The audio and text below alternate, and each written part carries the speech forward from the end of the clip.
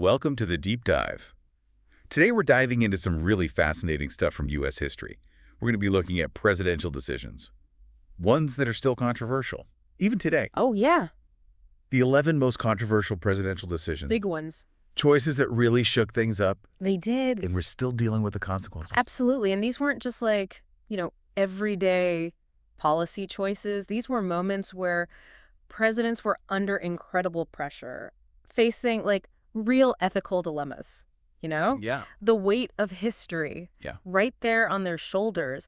It's amazing, how one single decision can have these ripple effects that we're still feeling sometimes centuries later. It's a chain reaction. Yeah. One decision leads to another. Yeah. And the impact just keeps going. Yeah. So where do we even start with something like this? Well, I think a good place to start is number 11, a decision that's actually pretty recent. Oh, okay. And still very much a part of the national conversation, Donald Trump's immigration ban in 2017. Oh, yeah, that was a pretty tumultuous time.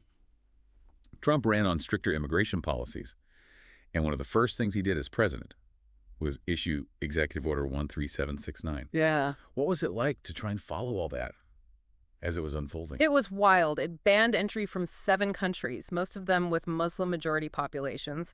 The administration said it was about national security, that they needed time to set up these extreme vetting procedures. But it didn't roll out all that smoothly, did it? I remember protests at airports, legal challenges, and it just felt really chaotic. It was really chaotic. And critics were quick to call it discriminatory and xenophobic, saying it was unfairly targeting people based on their religion and their nationality. And the whole thing brought up these questions about how much power a president has and about using executive orders to, bypass Congress. So what was the lasting impact? Did it actually do what it was supposed to do? Well, it definitely had a big impact, though maybe not the way they intended. It went through a lot of changes, a lot of court battles. It ended up being narrowed down to restricting entry from 5 of the original countries, plus North Korea and Venezuela. But beyond the legal stuff, it really shaped the tone of Trump's whole approach to immigration.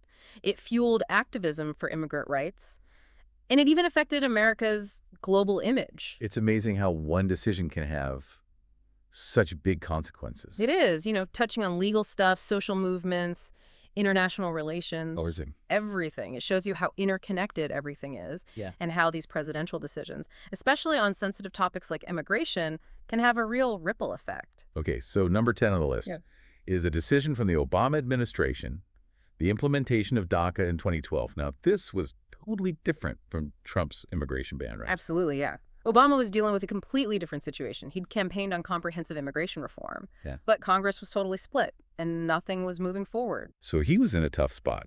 He'd made promises about immigration, but Congress was gridlocked. What did he do? He decided to take action on his own. He created the Deferred Action for Childhood Arrivals program, DACA. This program was all about protecting young, undocumented immigrants brought to the U.S. as kids. These were the dreamers, right? Yeah. Young people who grew up here, went to school here, built their lives here, but didn't have legal status. Exactly. DACA gave them a break from being deported so they could work and study without constantly being afraid of getting kicked out. That sounds like a compassionate approach. Yeah. But I imagine it was controversial. It was. Some people thought he was overreaching his power. Did they? Yeah. A lot of people praised Obama for stepping up on an issue where Congress had failed, but critics said he'd gone too far, that this kind of program should have come from Congress, not the president. So it raised questions about the balance of power and the limits of presidential authority, especially on immigration. Absolutely. And the effects of DACA are still being felt today. It helps so many young people, but its future is still up in the air, caught up in these legal and political battles. It's another example of how these presidential decisions have these consequences, immediate and long-term, that shape not just policy, but people's lives and our national conversations. And it shows how complicated it all is, navigating all the legal and political stuff with no easy answers. Okay, let's move to number 9. George W. Bush's decision to invade Iraq in 2003. This is still being debated today. It is. A lot of implications still playing out. What led up to this decision? Well, things had changed after 9/11. The U.S. was on high alert, totally focused on preventing another attack. The Bush administration started building a case for going into Iraq, saying Saddam Hussein was a threat because he supposedly had WMDs, weapons of mass destruction, and ties to terrorism. I remember weapons of mass destruction being a big part of the argument for war. Was there any real evidence for that? That's where things get tricky. The intelligence they were using turned out to be wrong, or at least exaggerated. They never found any WMDs in Iraq. And the links between Hussein and groups like Al-Qaeda were pretty weak. So the whole war was started Hmm. based on bad intelligence. That's huge. It is. A lot of people felt lied to, Yeah. and there were massive protests all over the world. And what about after the invasion? Did it go according to plan? Well, the military part was quick. They took out Hussein's regime fast. But what came after was chaos.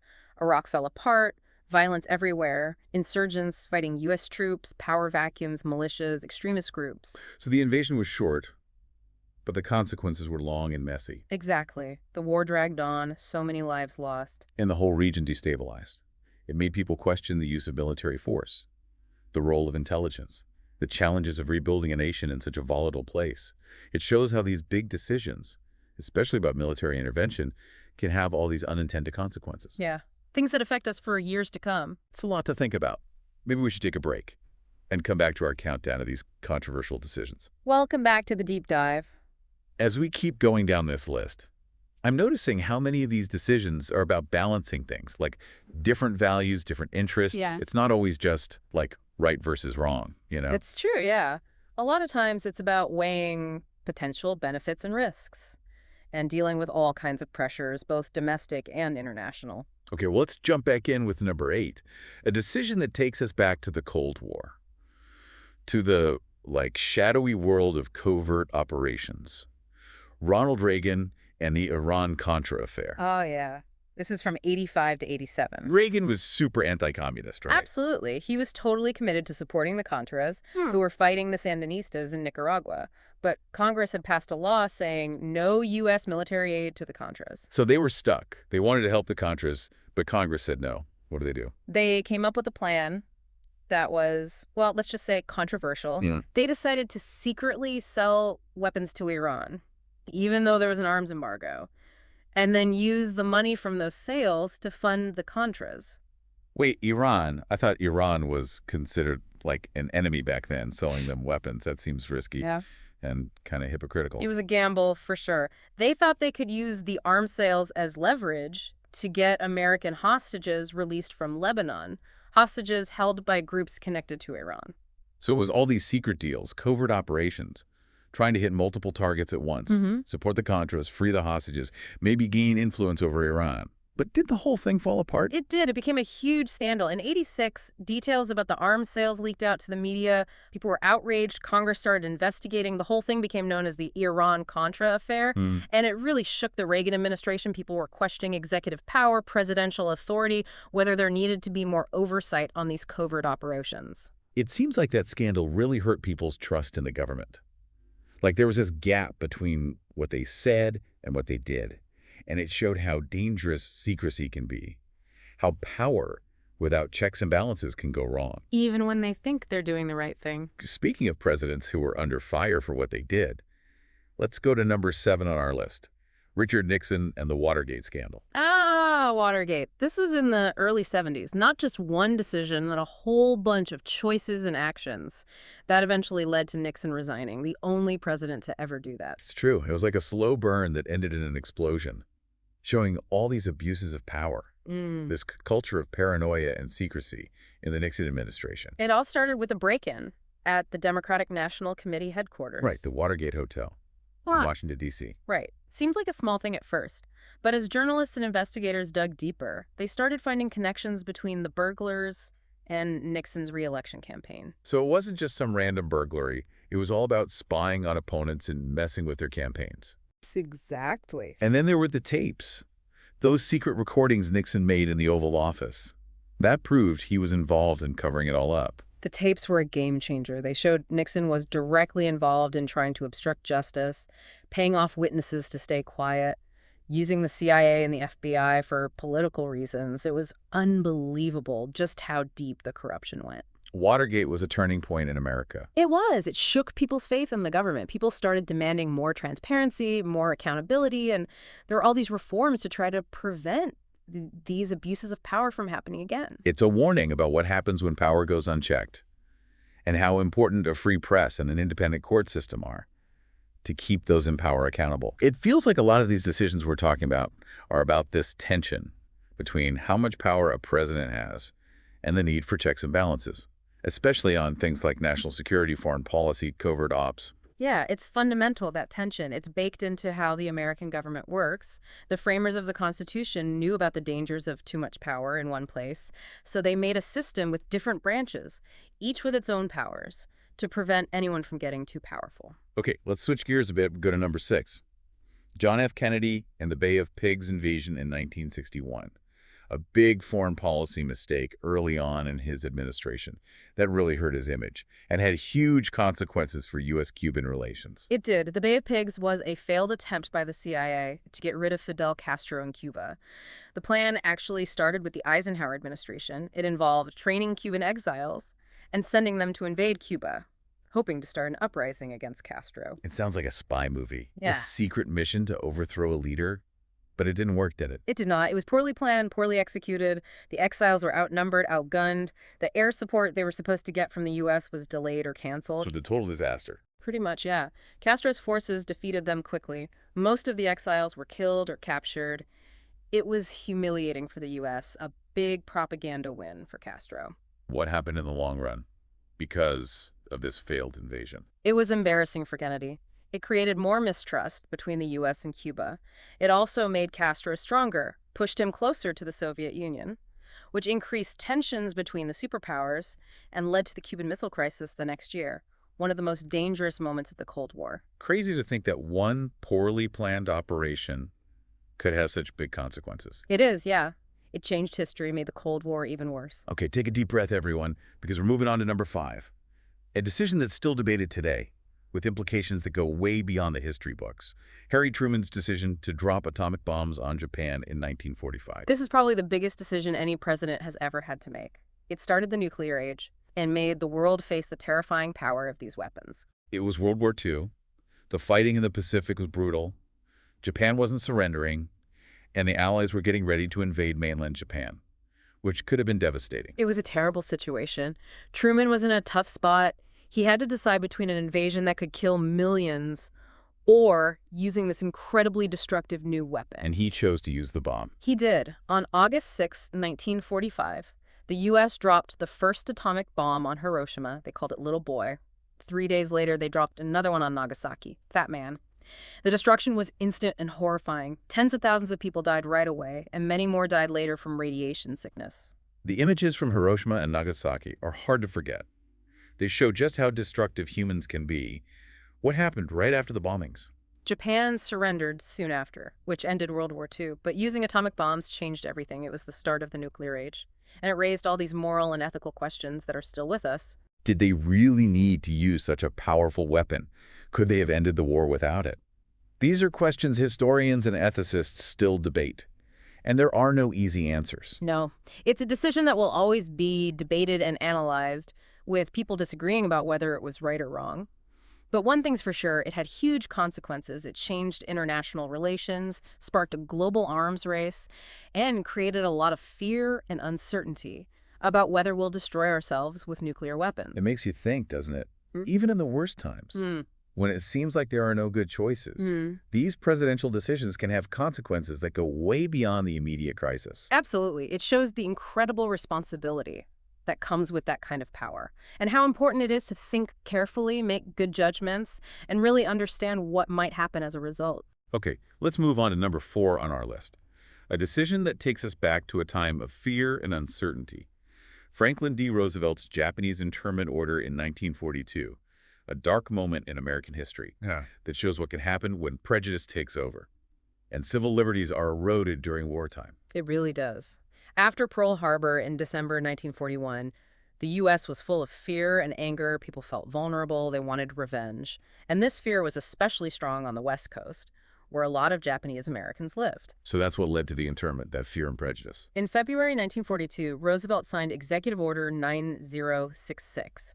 This order gave the military the power to declare certain areas military zones and keep anyone they considered a threat out of those zones. But that wasn't applied fairly, was it? It was aimed specifically at Japanese Americans, even though there wasn't any evidence they were disloyal or a threat. It was definitely discriminatory. It was based on fear and prejudice, not any real evidence. Over 120,000 Japanese Americans, most of them U.S. citizens, were forced out of their homes and businesses Hmm. and sent to these internment camps, often in remote, desolate places. I can't imagine what that must have been like, to be taken from your home, separated from your family, imprisoned, just because of your ancestry. How long did it last? These camps stayed open for years, most of them closing by 1945. It wasn't until 1988 that the government apologized for this and offered reparations to the survivors. It shows how fear and prejudice can destroy civil liberties, even in a democracy like the United States. Yeah, but it also shows the resilience of those who were unjustly imprisoned and their fight for justice. This is heavy stuff. Maybe we should take a break before we get to the top three. The most controversial presidential decisions in U.S. history. Welcome back to the deep dive. We're in the home stretch now, looking at the top three. The most controversial presidential decisions in U.S. history. It's amazing how these decisions, even the ones from way back, still have an impact on us today. They do. Yeah. Shaping how we think about leadership, power, even American society itself. It's true. Okay, so number 3 on our list is a decision that almost caused a constitutional crisis. It really tested the balance of power in the government. Franklin D. Roosevelt's court-packing plan of 1937 Oh, yeah, that was a big one. set the stage for us. What was going on back then that led to this? Well, it was the Great Depression. Roosevelt had been elected in 32, and he was determined to put his New Deal programs into action to deal with the economic crisis. These programs were all about relief, recovery, reform, but they were running into a roadblock, a conservative Supreme Court. So the court was blocking some of Roosevelt's big plans. How did he deal with that? He decided to take a big, risky step. He proposed adding up to 6 new justices to the Supreme Court. Whoa. He was trying to stack the deck in his favor. Pretty much. What was his official reason for this? He said the court was overloaded, that they needed more justices to handle all the cases. But come on, everyone knew what he was really doing. He wanted to put justices on the court who would support his New Deal. So it was a pure power move. Yeah. Did it work? Not really, no. There was huge pushback from both Democrats and Republicans. They saw it as an attack on the courts, on the separation of powers. So it backfired on him. In a way, yeah, Congress didn't pass it. But some historians think all the controversy might have made the court more willing to accept Roosevelt's programs. They were probably worried he'd try something like this again. It shows how the different branches of government interact, the Yeah. limits on presidential power, and how important it is to have independent courts. Yeah. It also shows that even the most popular presidents have limits on what they can do. And trying to get around those limits can have unintended consequences. All right, we're down to the final 2. And at number 2, we have a decision that was a real turning point, something that still inspires and challenges us today. Abraham Lincoln's Emancipation Proclamation of 1863. Big one. This wasn't just a policy change. This was a moral earthquake. It changed the Civil War and the whole country. Paint a picture for us what was going on when Lincoln made this decision. The Civil War was raging. The country was divided about slavery. Lincoln had been elected in 1860. And at first, he was focused on holding the Union together.